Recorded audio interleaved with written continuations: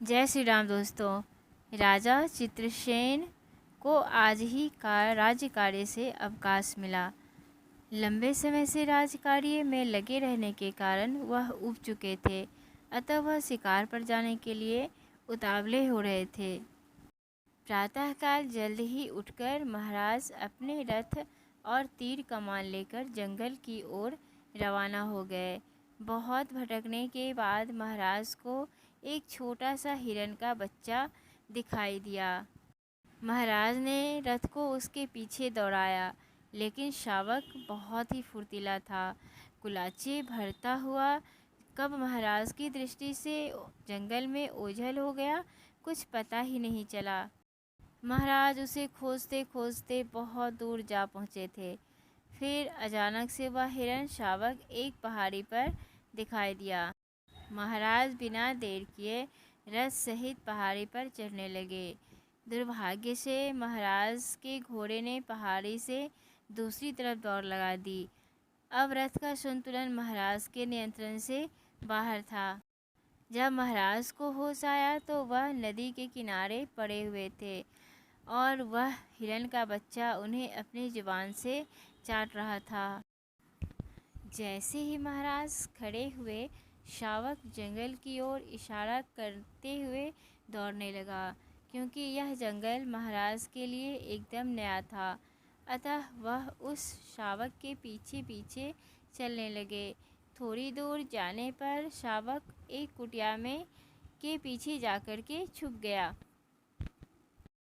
महाराज ने कुटिया के द्वार पर जाकर बोला, कोई है? अंदर से एक बूढ़े की आवाज़ आई। हाँ भाई, मैं हूँ। महाराज चित्रसेन बोले, क्या मैं कुछ समय आपकी कुटिया में व्यतीत कर सकता हूँ? हाँ बेटा, ज़रूर। यहाँ मेरे अलावा कोई नहीं रहता। तुम जितना चाहे उतना समय यहाँ व्यतीत कर सकते हो, वो बूढ़ा आदमी बोला। राजा ने कुटिया में प्रवेश किया और एक कोने में बैठ गया और बूढ़े को निहारने लगा। थोड़ी देर बाद उत्सुकता से पूछा, आपकी उम्र कितनी है बाबा? बूढ़े ने जवाब दिया, 10 वर्ष। राजा आश्चर्य से उसको देखा। राजा ने आश्चर्य से उनको देखा और बोला, लेकिन आपकी अवस्था देखते हुए तो लगता है कि आप शतायु पार कर चुके हैं।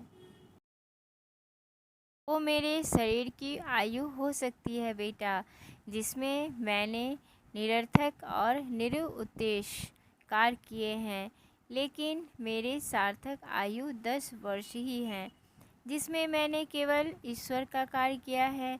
स्वार्थ के लिए जिया गया जीवन बेकार है और परमार्थ के लिए जिया गया जीवन ही सच्चा जीवन है। राजा को बात समझ नहीं आई, लेकिन वह काफ़ी थक चुका था, इसीलिए सो गया। सोते ही राजा ने एक सपना देखा, जिसमें वह बूढ़ा व्यक्ति उसे उपदेश दे रहा था। हे राजन, यह जंगल, नदियाँ, पहाड़ और पशु पक्षी आप ही की धरोहर है। क्यों आप अपने अमूल्य समय को खोकर इन्हें नष्ट कर रहे हो? बूढ़ा ने इतना ही कहा कि राजा की नींद खुल गई। जब आंखें खुली तो वहाँ न कुटिया थी न ही बूढ़ा। जब राजा को समझ न आया, न वो हिरन का असली था, न ही कुटिया असली थी, न ही बूढ़ा ही असली था, सब माया थी। उसे केवल सार्थक जीवन की महत्ता समझाने के लिए उसी दिन ने राजा अपने हर दिन की सार्थकता को ध्यान में रखते हुए जीता था। सार्थक जीवन ही इस जीवन की सच्चाई है, बाकी तो सब मोह माया है।